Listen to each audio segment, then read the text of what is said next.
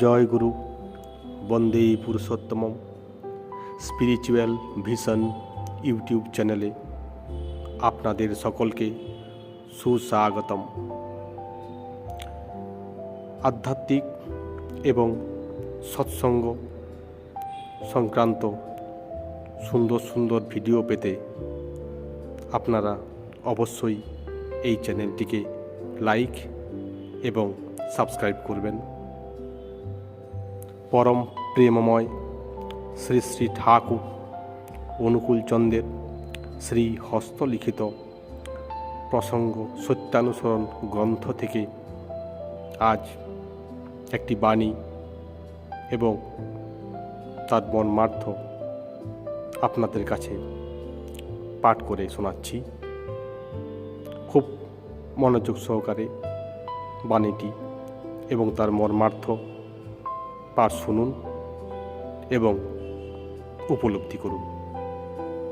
শ্রী শ্রী ঠাকুর তার প্রসঙ্গ সত্যানুসরণ গ্রন্থে বলেছেন, অর্থ, মান, যশ ইত্যাদি পাওয়ার আশায় আমাকে ঠাকুর সাজিয়ে ভক্ত হইও না। সাবধান হও, ঠকবে। তোমার ঠাকুরত্ব না জাগলে কেহ তোমার কেন্দ্রও নয়, ঠাকুরও নয়। ফাঁকি দিলেই পেতে হবে তা। তোমার ঠাকুরত্ব না জাগলে কেহ তোমার কেন্দ্র নয়, ঠাকুরও নয়। এ কথার অর্থ কি? তার মানে আমি তার অর্থাৎ শ্রী শ্রী ঠাকুরের অনুশাসনবাদ যদি না মেনে চলি, তাহলে তাকে ফাঁকি দেওয়া হবে। ফাঁকি দিয়ে যদি তাকে ঠাকুর বলি, তাহলে তাকে মানা হলো না। ফাঁকি দিলাম, তাকে মেনে চললাম না। এর ফলে আমার মধ্যে ঠাকুরত্ব জাগলো না। যে যে গুণ নিয়ে তিনি ঠাকুর, আমার মধ্যে সেসবের কোনো প্রকাশই ঘটল না। ফলে ঠাকুরকে ধরে চলার যে উদ্দেশ্য, সে উদ্দেশ্য পরিপূরিত হলো না। আমরা সবাই ঠাকুরের দীক্ষা নিয়েছি, ঠাকুরকে ধরে চলার চেষ্টা করছি। এইভাবেই চলার একটা উদ্দেশ্য আছে। তো আমরা কি জন্যে ঠাকুর ধরে চলার চেষ্টা করছি? ঠাকুর ধরে তার মনের মতো হয়ে ওঠাই আমাদের সাধনা। আমরা ঠাকুরের দীক্ষা নিয়েছি। দীক্ষা নিয়ে যদি তার অনুশাসনবাদ ঠিক ঠিক না মেনে চলি, তাহলে বুঝতে হবে আমি ফাঁকি দিলাম এবং তার ফলও আমাকে পেতে হবে। ঠাকুরত্ব জাগাতে হলে তাকে জীবনের কেন্দ্র করে রাখতে হবে। তার নির্দেশ মতো জীবন পরিচালনা করতে হবে। এখন বিষয় হচ্ছে, ঠাকুরত্ব জাগা কেমন? ঠাকুরত্ব যে আমার জেগেছে তা আমি বুঝবো কি করে? শ্রী শ্রী পিতৃদেব বলেছেন, আমার কথা হচ্ছে ঠাকুর কি করতে বলেছেন সেটাই দেখতে হবে। তিনি বলেছেন, তুমি অকপটভাবে করে যাও। যখনই ভাবতে যাচ্ছি কত দূর হলো, কি হলাম, তখনই আবার পিছিয়ে পড়লাম। অকপটভাবে করেই যেতে হবে। অকপটভাবে না করলে ফাঁকিতে পড়তে হবে। আমার ঠাকুরত্ব জাগলো কি না আমার জানার কি প্রয়োজন? সর্বান্তকরণে তাকে ভালোবাসতে হয়, তার হতে হয়, তাকে জীবনে মুখ্য করে নিতে হয়। এখন বিষয় হলো, ঠাকুর সাজিয়ে ভক্ত হয়েও না, এ কথারই বা মানে কি? শ্রী শ্রী পিতৃদেব বলেছেন, প্রাপ্তির আশায় ঠাকুর সাজাচ্ছি। সিনসিয়ারলি অর্থাৎ অকপটভাবে ঠাকুর ভজনা করি না। অনুরাগ এলেই ঠাকুরত্ব জাগে, একথা এখানে আসছে না।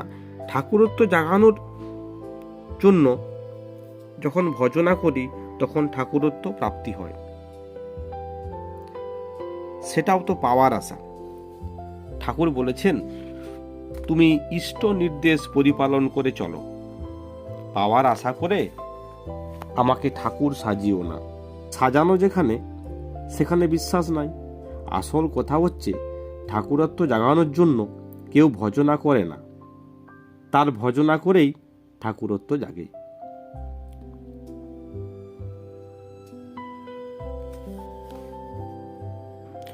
রোগমুক্তির জন্য অনেকে দেবদেবীর কাছে ধর্ণা দেয়। এক্ষেত্রে রোগমুক্তি হচ্ছে কেমন করে? শ্রী শ্রী পিতৃদেব বলেছেন, ঠাকুরের কাছেও তো কত লোক রোগমুক্তির জন্য ধর্ণা দেয়। তারা কোনো জায়গায় রোগমুক্তির কোনো উপায় না পেয়েই শেষ পর্যন্ত ঠাকুরের কাছে এসেছে। তারা ঠাকুরকে ঠাকুরই মনে করে। এখানে সাজানোর ব্যাপার নাই, সিনসিয়ারলি অর্থাৎ মনে প্রাণে ঠাকুর মনে করে আরোগ্য প্রার্থনা করে বলেই রোগমুক্ত হয়।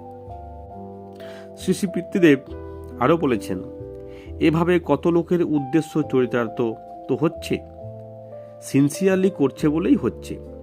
তবে কথা হচ্ছে, কেউ যদি অর্থকে লক্ষ্য করে চলে তাহলে তো তাকে পাওয়া হলো না।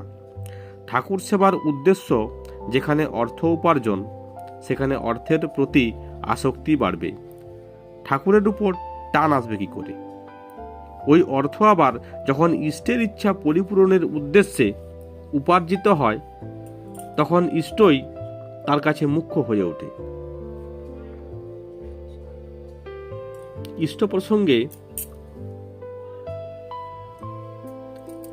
শ্রী শ্রী পিতৃদেব বলেছেন, ইষ্ট বা ভগবান ষড়ৈশ্বর্যের মালিক। তার কাছে চাইতে হলে একটা জিনিসই চাওয়া যায়, তা হলো ভক্তি এবং ভালোবাসা। এছাড়া সব চাওয়া নিকৃষ্ট। আর এই ভক্তি ভালোবাসা যার মধ্যে সত্যই আছে, সে ব্যক্তি বিশ্বের অন্য সব কিছু সংগ্রহ করে নিতে পারে। তাই তুচ্ছ জাগতিক সম্পদ মানুষের কাম্য নয়, বিশেষ করে ঈশ্বর কোটির তো নয়ই। আমি পরম প্রেমময় শ্রী শ্রী ঠাকুরের শ্রী চরণাশ্রিত দীক্ষা নিয়েছি বললেই হবে না বা চলবে না, বরং ঠাকুরত্ব জাগাতে পারিনি বলেই যত সমস্যা, যত অশান্তি। ঠাকুর ধরা সত্ত্বেও অশান্তি। শ্রী শ্রী পিতৃদেব পুনরায় বললেন, আমরা করি কি? ঠাকুরকে জীবনের সঙ্গে যুক্ত না রেখে, ঠাকুরকে আলাদা করে রেখেই সবাই চলতে চায়। ঠাকুর ছাড়া আমরা একটি ক্ষণও চলতে পারি না, এটা অনুভব করতে পারি না, এটা বোধের মধ্যে নেই। তাই সব জায়গায় গন্ডগোল হয়। আসলে মনে প্রাণে ভাবতে হয়, আমি ঠাকুরের, যা কিছু করছি সবকিছুই তার প্রীতির জন্য করছি। পরম প্রেমময় শ্রী শ্রী ঠাকুর অনুকূলচন্দ্রের যে বাণীটি আমি আজ পাঠ করে আপনাদের শোনালাম এবং তার মর্মার্থ পড়ে শোনালাম, তা থেকে আমাদের অবশ্যই বুঝতে হবে যে মনে প্রাণে ঠাকুরকে ভালোবাসতে হবে। ঠাকুরের প্রতি প্রীতি এবং ভালোবাসা যদি থাকে এবং ঠাকুরের সেবার প্রতি যদি আমাদের সকলের মন এবং ইচ্ছা থাকে, তাহলে আমরা খুব সহজেই শ্রী শ্রী ঠাকুরকে আমাদের কাছে পেতে পারব। জয় গুরু। বন্দে পুরুষোত্তমম পরম প্রেমময় পরম দয়াল শ্রী শ্রী অনুকূলচন্দ্রের শ্রীচরণে প্রণাম জানিয়ে আজকের পাঠ সমাপ্ত করলাম। জয় গুরু, জয় গুরু, জয় গুরু। বন্দে পুরুষোত্তমম। জয় গুরু।